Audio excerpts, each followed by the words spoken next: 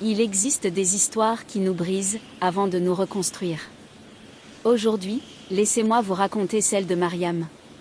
Une histoire où la douleur devient force, où l'amour sauve ce que le destin voulait détruire.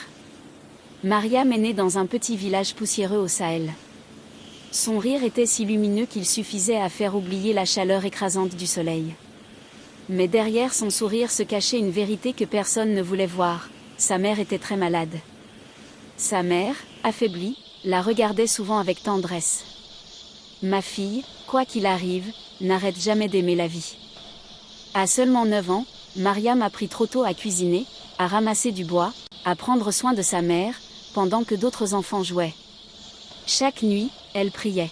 « Dieu, laisse ma maman rester encore un peu. » Un matin, avant même que le coq ne chante, Mariam sentit que l'air avait changé. La maison était trop silencieuse. Tragiquement silencieuse. Elle secoue doucement la main froide de sa mère. « Maman, réveille-toi, s'il te plaît. » Mais la réalité s'imposa comme un coup de tonnerre. Ce jour-là, Mariam perdit sa mère. Et avec elle, une partie de son enfance. 3. L'abandon, 1 minute 30. Narrateur. Le père de Mariam, écrasé par la douleur, changea. Ce n'était plus le même homme. Il se mit à boire, à disparaître des jours entiers. Un soir, alors qu'elle l'attendait, affamé, il revint ivre et murmura. « Je ne peux plus. Je ne peux pas m'occuper de toi. » Puis il partit.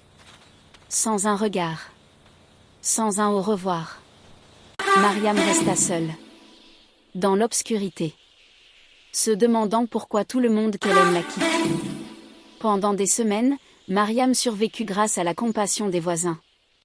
Mais l'orphelinat, un bâtiment austère aux murs fissurés, finit par venir la chercher. Elle croyait y trouver un refuge. Elle n'y trouva que froideur, discipline, et un silence qui pesait sur le cœur. Les nuits étaient les pires. Elle pleurait en silence, se demandant si quelqu'un, quelque part, pensait encore à elle. C'est à l'école que tout bascula. Un jour, un nouveau professeur arriva, Monsieur Amadou. Contrairement aux autres, lui vit la tristesse derrière ses yeux. « Mariam, tu sais, la douleur ne détruit pas. Elle façonne les plus grands. » Chaque jour, il lui donnait un livre à lire. Chaque semaine, il lui répétait « Et toi, tu iras loin. » Pour la première fois depuis longtemps, quelqu'un croyait en elle. Et ça changea tout. Mariam se découvrit une passion, écrire.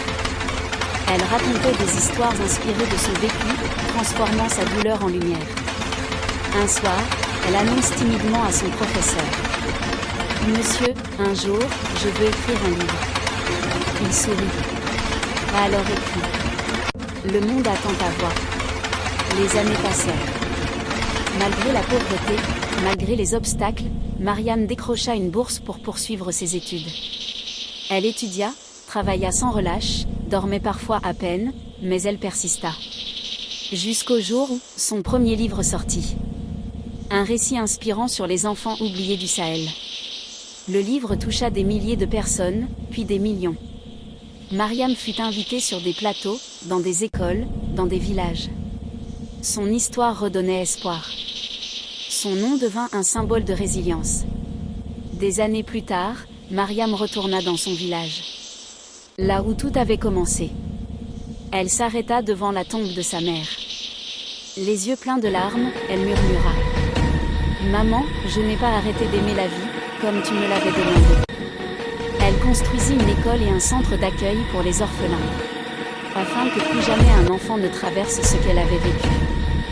La vie ne choisit pas ce qu'elle brise, mais nous choisissons ce que nous devenons après. Et Mariam a choisi d'être une lumière. Si tu veux, je peux aussi.